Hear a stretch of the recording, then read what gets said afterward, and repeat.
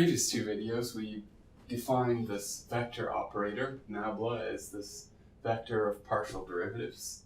And we first looked at how can we get some sense out of scalar multiplication of that operator with a scalar field phi.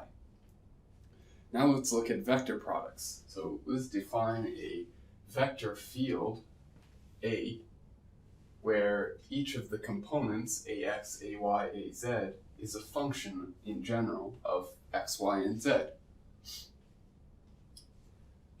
So we had the first, where we got the gradient through scalar multiplication of this gradient operator with the scalar field phi. Now let's look at what the dot product can do for us.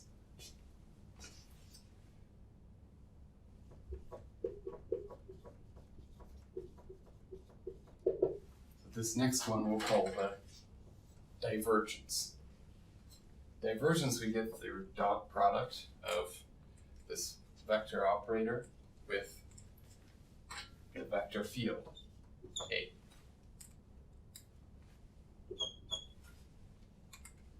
So if you remember, when we take a dot product between two vectors, here we have a vector and A is also a vector, we get a scalar result. So the result of that operation, you can write it out sort of in long form first, just to recall how we write out a dot product. We have d by dx, d by dy, d by dz over here.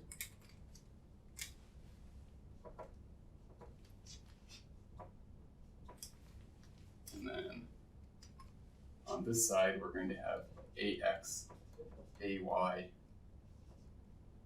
and az. And each of these sets of parentheses will put in the I, j, and k vectors. So we're taking the dot product between our vector operator and this vector field A.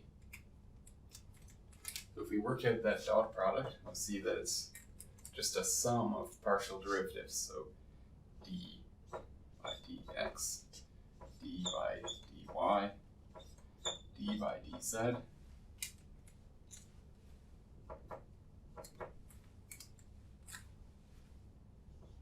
ax, ay, az.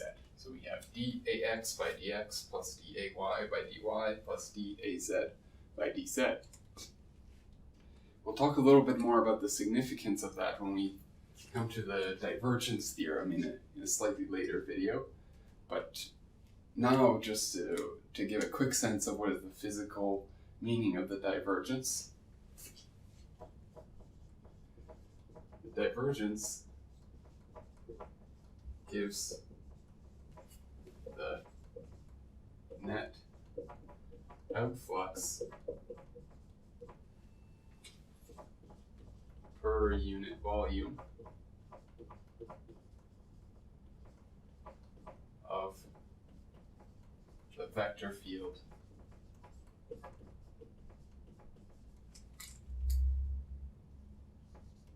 A. So the divergence is giving us the net outflux per unit volume of this field A. So if A represents a mass flux, that tells us how much mass is flowing out per unit volume. So again, when we come to divergence theorem, we'll talk a little bit more about the significance of that. So now we've taken a look at scalar multiplication and also dot product. Now, what if we take a cross product? So this one, under the heading curl. Talk about why we call it the curl in just a moment.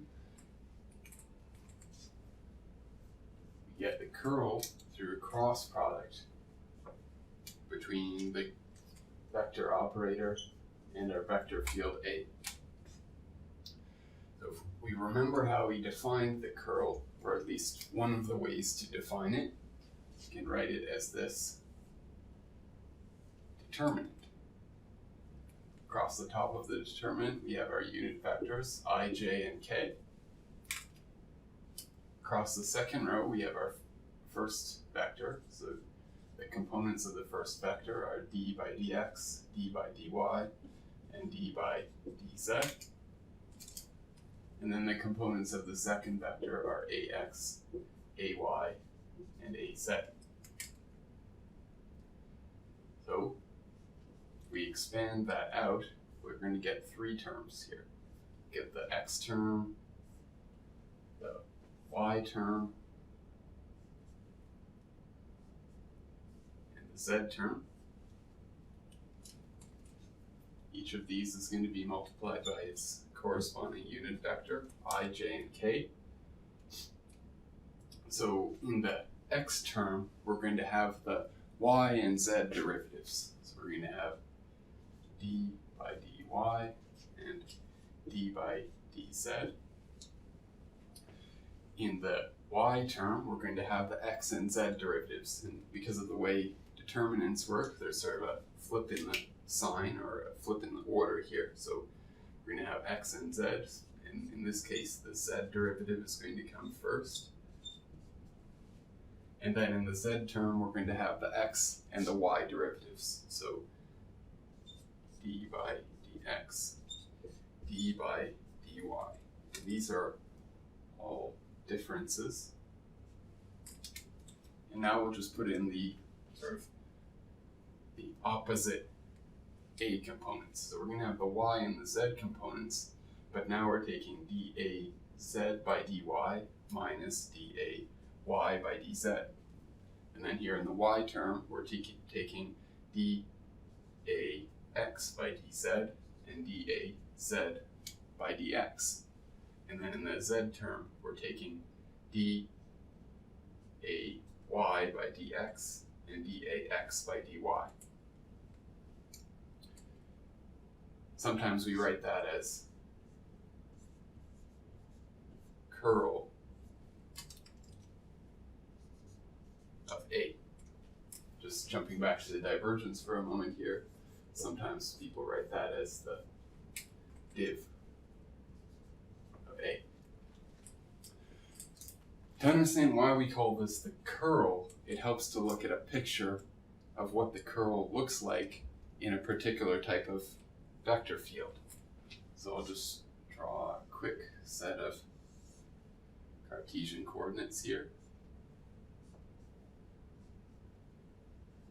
X, y, and z. And let's imagine that we have a vector field that's sort of circulating around in the xy plane.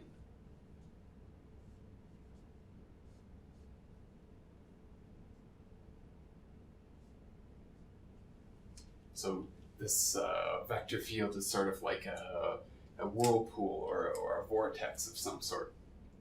And defining it in this way so that for this particular field, A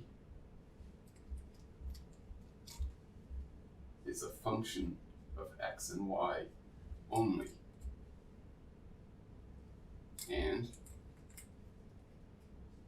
ax and ay each are functions of x and y.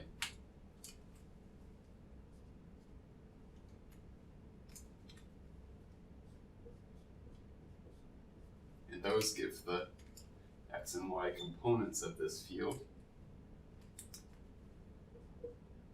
But the z component is always 0.